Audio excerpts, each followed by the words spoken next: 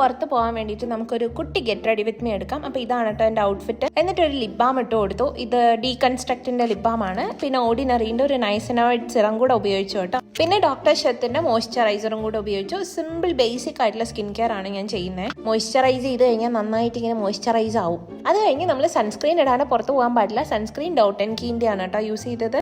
Okay, അപ്പോൾ all skin സെറ്റായി. ഇനി നമുക്ക് കുറച്ച് മേക്കപ്പിലേക്ക് പോകാം. ആദ്യം നമ്മൾ ഐലാഷ് കേൾ ചെയ്ത് കുറച്ച് കൺസീലർ ഇട്ടു. കാരണം രാത്രിയൊന്നും ഉറക്കമില്ല ഇപ്പോൾ. ഇങ്ങനെ എൻ്റെ കഷ്ടപ്പാടുകളൊക്കെ മറച്ചതിന് ശേഷം ഞാൻ എൻ്റെ ലിപ്പൊന്ന് ലൈൻ ചെയ്തു. ഇത് ലിപ്സ്റ്റിക്ക് മേബിലിൻ്റെ ലിപ്പി എന്ന് പറഞ്ഞ ഷെയ്ഡാണ്. നല്ല ലോങ് ലാസ്റ്റിംഗ് ആണ്, നല്ലൊരു കളർ കിട്ടും. അതുപോലെ ഫേസ് ഒക്കെ നല്ല ബ്രൈറ്റ് ആയ പോലെയാണ് കേട്ടോ.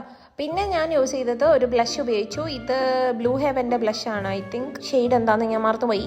അപ്പോൾ നമ്മുടെ സ്കിന്നിങ്ങനെ പ്ലം ആവും. പിന്നെ ബാക്കിൽ പാട്ടൊക്കെ ഉണ്ടെങ്കിൽ ഇങ്ങനത്തെ ഡിസ്കോ ഡാൻസ് ഒക്കെ നിങ്ങൾക്ക് കളിക്കാം. അതെല്ലാം കഴിഞ്ഞ് ഇനി നമ്മുടെ ഘടികാരങ്ങൾ നിലയ്ക്കുന്ന സമയമാണ്. എൻ്റെ തലയിലെ പടച്ചട്ട നമുക്ക് ഊരാട്ടോ. ഇത് നമ്മൾ എത്ര സമയം വെക്കുന്നോ അത്രയും അടിപൊളി കേൾസ് ആയിട്ട് വരും. നമ്മൾ നനവുള്ള മുടിയിൽ വേണം നമ്മൾ ചെയ്യാനായിട്ട് കേട്ടോ.